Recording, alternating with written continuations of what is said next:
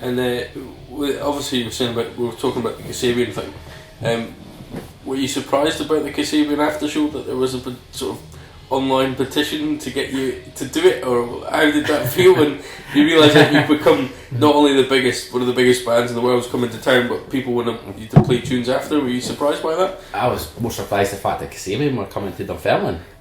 Never seen that happening at all. I actually got a message from someone in the know a couple of days earlier, before it was announced. Yeah. I had to read it 2 or 3 times. I thought, Kasabian, Dunfermline, that can't be right.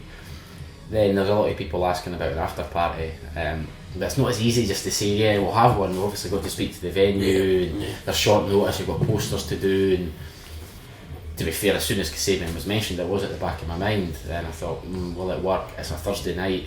Granted, Kasabian are on, but it's still a school night for a lot of people. And I thought, oh, will it work? Will it not? Then we thought, right, we've got a bit of pressure on Facebook, quite a bit of pressure from people.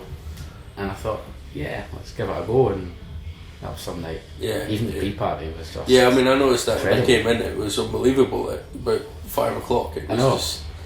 I was standing DJing at the back of Fife, and there was people bouncing about to Still Roses. Should you not have just been finished your work? And even like at 7:30, 8:15, it was so busy. Then we all went to see Kasabian. And obviously we had the incident at the Kasabian gig with the power cut or the sound cut. And I thought this after party is going to be terrible, because if it gets cancelled, then it's basically the whole night's kind of on a downer. And I thought this after party's, everybody's going to be grumpy and want to go home. Obviously Kasabian come back on, and in hindsight that was actually maybe one of the best things that happened, that 20-minute downtime, because so when they come back on, the Alhambra was absolutely bouncing. Then because it was bouncing at the Alhambra, it just transferred. Yeah, I mean, there was a moment, to be honest, when I saw, Cal from PJ stood outside just looking at a queue of people, and I can't let them all in. And it's the first time, to be honest, I've ever been in Dunfermline where I've seen a venue sort of owner, promoter stood there going, I can't let all these people in, because it was heaving. It was heaving from the start, and it was a brilliant night. But I was quite surprised with the petition that.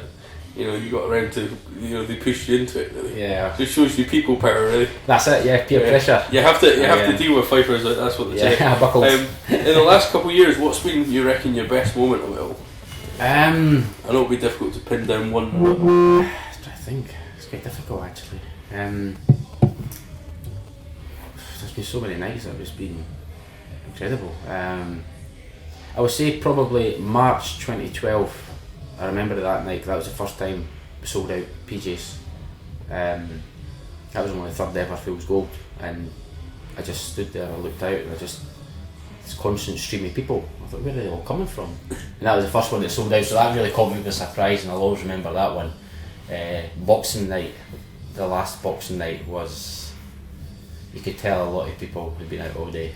That was by far the drunkest crowd I've ever DJed to in my life, and that includes commercial DJing. The Boxing night was something else. Guest wise, Bez coming. I like Bez. So the first time he came was just incredible. I mean, that's the only time he came, actually. Well, that felt like this sort of second coming when he arrived in town, to be honest. It did really feel like that when we were along here, because me and my mate were here, and it was like, because it was his birthday celebration, and it was like, we got Bez, it's like, and it was like a complete, and it was one of the first nights we'd been to, and we were totally amazed by, because we've obviously been to indie nights in Leeds and other cities where it's quite well established, and to see that Dunfermline's actually got something like that was quite a thing, we actually have an indie club night now, which we didn't really have before, because you think that would never work in Dunfermline, but it is. And the Bez night showed you how successful it was. Well, that's it. On paper, this maybe shouldn't work because it's a relatively small place, Dunfermline. So it is quite niche music. It's not. I mean, most of the music I play is don't really hear it on the radio too much nowadays. So it's kind of niche, and to get the numbers that we're getting is quite. But that's a testament to Dunfermline as much as anything, that it's kind of well educated musically.